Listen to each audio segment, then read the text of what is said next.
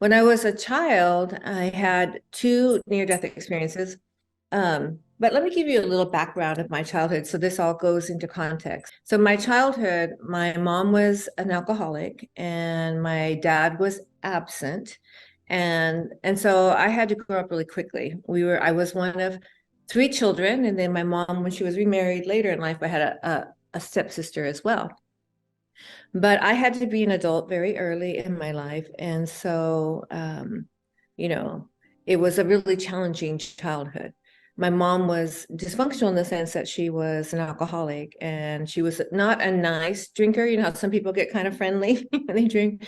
My mom was not. She actually got really belligerent and violent, and I was really afraid of my mom. So I was always, the first time I had a near-death experience was we had a barbecue at our house, and my mom thought that if she liked something, of course everyone had to like it. And she liked watermelon, which I do not like watermelon. There's certain things I don't like. Almost everything that my mom liked, I did not like. I don't like onions. I don't like tomatoes. I don't like watermelon, blah, blah, blah. But anyway, I had to eat this watermelon. So it was like this big piece of watermelon, and it had those big black seeds. So I said, okay, well, let me just get this over with. And so I just kind of crammed it in my mouth really, really fast. And I probably was around 6 years old at the time. And one of the seeds, because I was a really thin little girl, because I wouldn't eat much because I didn't like my mom's food. And I was just really stressed out. So I had it got lodged in my throat. It was like a big watermelon seed. And of course I couldn't breathe. And I think the adults didn't even notice until it was like turning blue and fell on the ground. And the next thing I remember is I was watching myself from above in an ambulance heading toward the hospital. And I remember there was a cord connecting this version of me that was above the ambulance and the little girl that was being taken to the hospital. And I knew that if that cord was severed, that the little girl would die.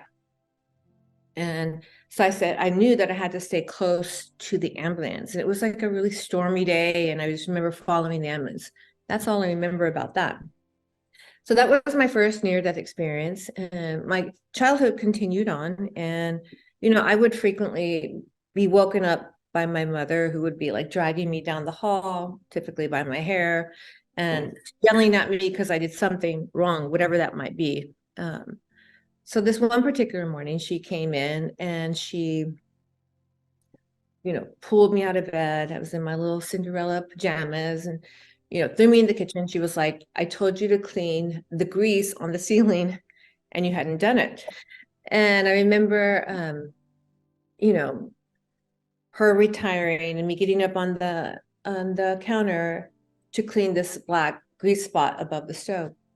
And I remember thinking about life, like really profound thoughts for such a young child, that if there was good people in the world and bad people in the world, that I wanted to be good. And that gave me my first sense of, self-worth, because I was like, that means I am good, because I wanted to be good, but not to get to heaven, not to avoid hell. Because I had heard the stories about, if you're a bad little girl, you get thrown into the pit of fire. And if you're good, you go to this pearly gates and whatever. It's just like such a sad moment in my life that I was just like, what is the meaning of life? And I started having this personalized conversation with what I understood to be God. And if you're real, I want to know that you're real before I die, not after. It seemed like that was cheating. And also, could you help my mom stop drinking? Which I thought was a bigger impossibility than showing me that God was real, because I just didn't think that was either possible, neither of those two things. And with that thought, kind of in a trance-like state, I turned around and I walked off the counter. Have you ever imagined walking into a swimming pool with no water? Okay.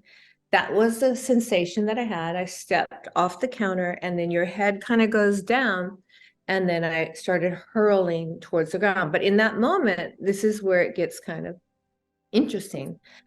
I understood, like I saw myself from three-dimensional view. There was the me that lived in this body, the soul essence that I identified with. There was the body, which I did not identify with.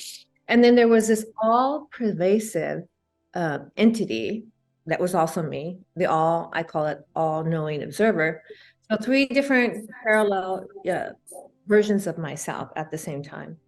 And I found myself kind of like falling through a vortex, which I guess you could call it a tornado, but it had no sound. It was just like spinning. And it was just this gray spinning vortex. And I was going through the middle. And I remember thinking, am I actually falling down or is this going up? You know what I mean? Like there was like an optical illusion. And all of a sudden it came to a halt.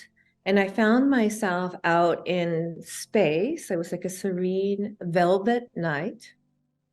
And there were stars. And I remember just thinking, oh, like at this profound knowing. First of all, I said, there's no empty space in the universe, which I had no idea how I knew that. And all there is energy. And those are the stars. And that's what we are. I am energy. And boom, with that, I was back in my body. And somehow, kind of like a cat, I had ended up standing on my feet. So I went falling towards the ground.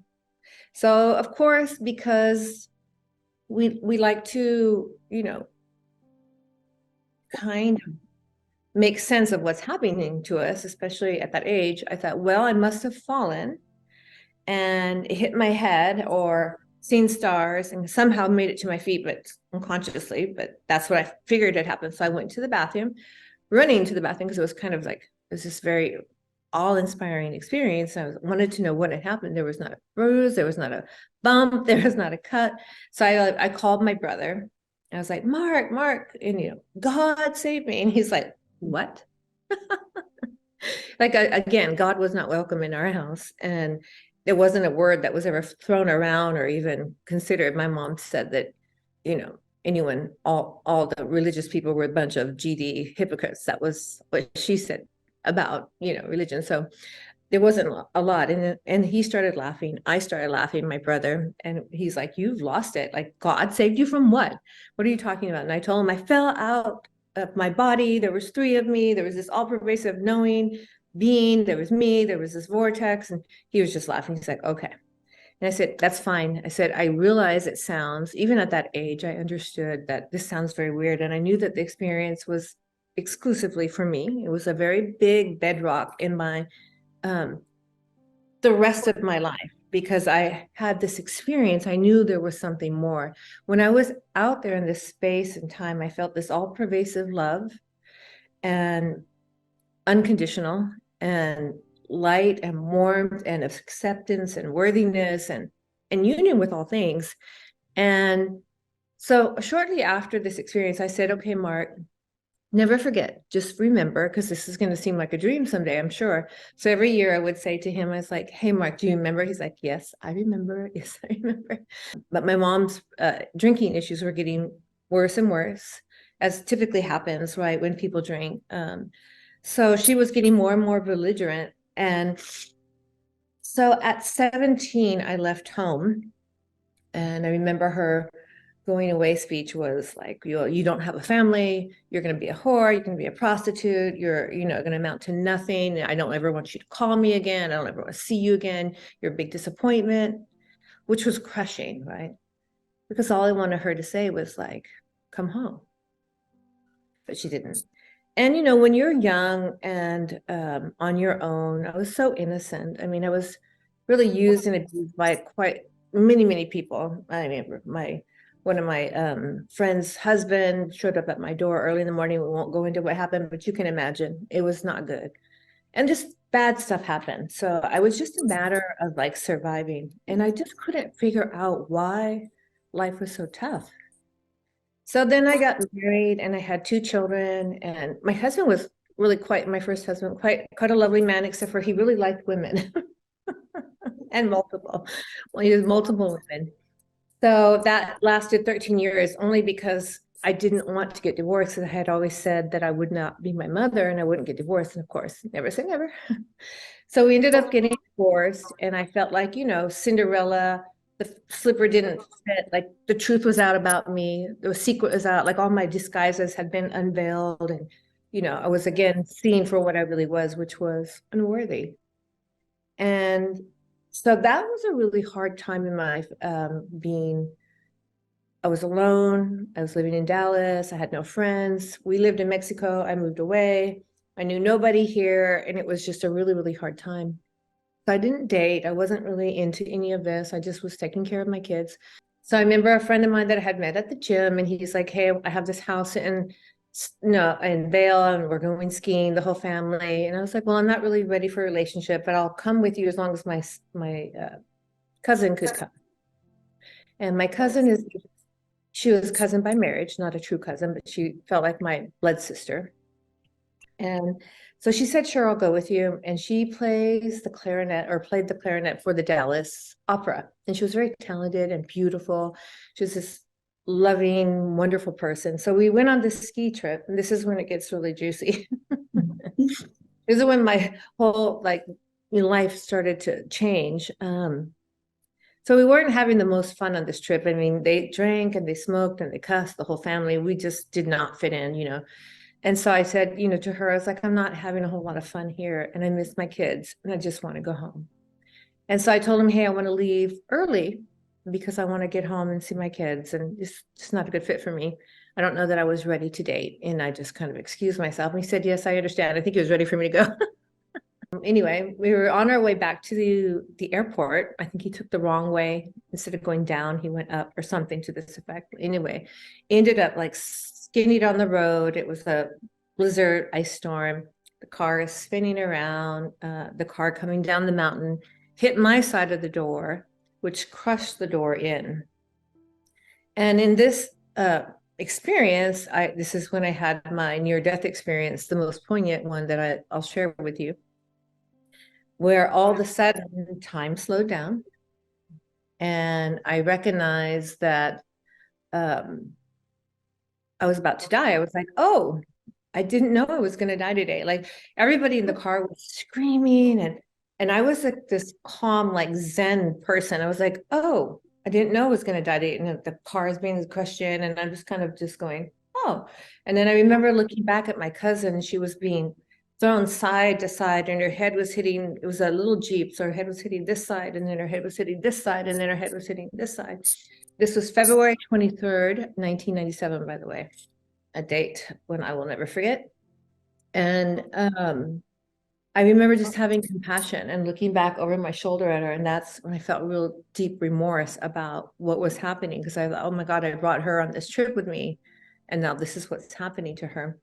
And then all of a sudden I was, as time slowed down, I was shown my life in a three-dimensional panoramic view, meaning that I saw everything forward and backwards, and every single ripple effect of my every thought action out to infinitum, which, by the way, is just quite a download of information all at once. I saw everything in the eternal now all at once. Every possibility, every word ever, everything I've ever said, all the way into completion, which is hard to fathom, I'm sure. Not only that, I was shown multiple destinies that were probable destinies for what could possibly happen to me as a result of this car wreck. One of which I would die, another I would come back and be crippled, another I would come back and be mentally disabled. And there was all these different, there were so many, I can't even mention how many there are because there were so many. But the poignant ones were the ones where I'd come back, and I saw those also in completion, like the old woman in a wheelchair, the one that was mentally disabled, and so on and so forth. And I saw my children growing up and being fine without me, which was quite surprising.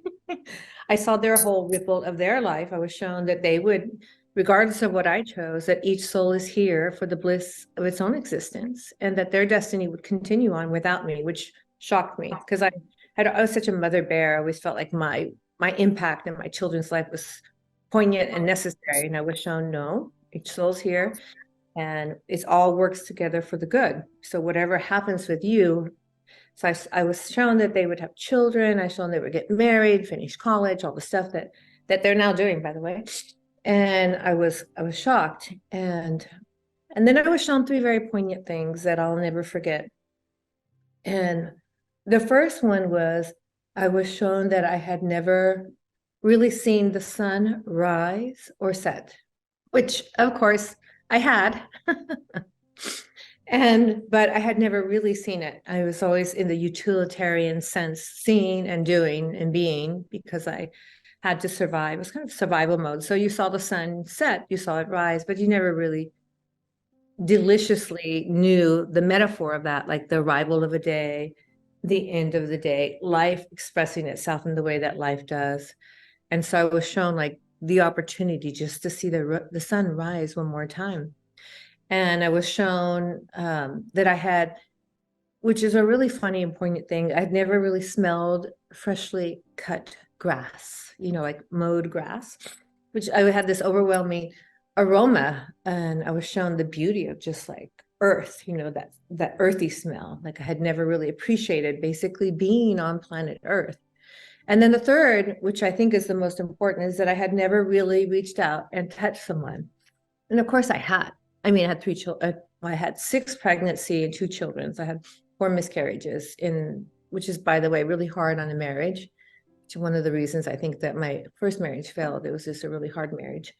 But I have 2 children as a result of those 6 pregnancies. But I was shown that I had never really reached out and touched someone, like really physically touched them. Like I had combed their hair and sent them off to school, but not just touched their head. And because only in a physical body do we have the experience of this visceral experience of connection, which is quite delicious and quite beautiful, like just to give someone a hug. And myself as well, I've lost my mom. And just, when you realize that you can never see them again and never touch them again, never hold their hand again, it's very odd. I remember seeing my mom in the casket, and it was just like this waxy body that was not my mom, you know what I mean?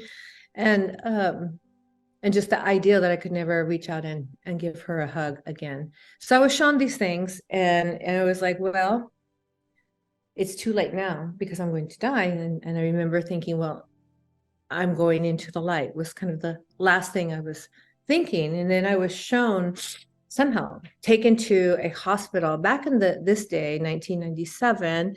A lot of people were still dying from AIDS. I don't remember if you remember that time, but the epidemic at that time was the AIDS epidemic. And I was shown, I was taken to this hospital and shown all these mostly young men dying of AIDS. And I'd always said, like if I was ever in that kind of condition, I would just rather die. But what I was shown was the soul of these young men who were dying. They all wanted one more breath of life. They were taking the nectar even of the last breath of their life. And so I think all of this was shown to me so that I saw the value, because I had always thought of life as a burden, that I just had to be good. I had to like do all the stuff that I had to do. And it was like a big, heavy backpack of responsibility since a very small child. And then suddenly I was shown, no, this is a gift.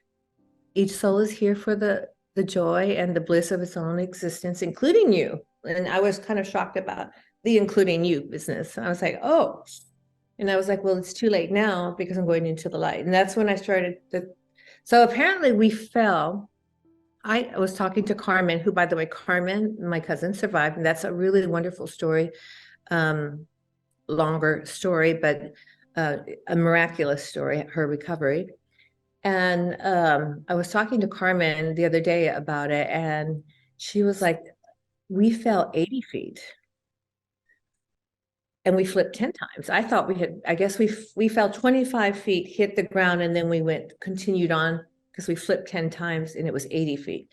So we were hit by a car going 50 miles an hour, and the impact was phenomenal, and it was on my side. And then we flipped around and flew off the cliff, and then we fell 25 feet, hit the ground, flipped 10 times, and went 80 feet all in total. And during that time, I think I went unconscious. I'm not sure exactly what happened. At this point, I just felt myself kind of tumbling in the darkness. It was just tumbling. And then when I came to, we were at the bottom of the mountain where our Jeep was upside down. The wheels were spinning. I could smell gasoline. The lights were up against the icy mountain. And I was really quite shocked that I was alive. I was like, I'm alive. And Carmen was silent or absent. I'm not sure what happened to Carmen. The guy that was driving was a bloody mess, and he was just completely slumped down. And I was like, I get to see my children again. Like, I'm alive. I was like, I'm alive. And so I crawled out the window, climbed up this 80-foot cliff. I mean, think I'm in good shape. And then I got up there. People said, do you know what happened? I said, there's two more people down there. And so they got, the ambulance and the fire department. But this is where things started to get really kind of groovy. Like if I touched someone, I knew all their thoughts, their fears, their joys, their sorrows, their deepest secrets, which was a little overwhelming. I mean, I knew someone was stealing my purse, and I wanted my purse because that's how I had my tickets to get home and my money and my credit cards and this and that. And I saw someone with rubber boots stealing my purse, which actually did happen. And I had just bought a bunch of spiritual books. I really wanted my spiritual books. And the spiritual books were gone, and they took me to the hospital. That's what I've been shown about, like, everyone that you pass and meet on the sacred journey of your life is meant to be in your life. From the drunk on the street to, the person that's dearest to you. Even the people you pass on the highway or in the supermarket, like, people don't recognize, like, just the odds of you meeting this person or being in their presence are phenomenal against it. And yet here we are.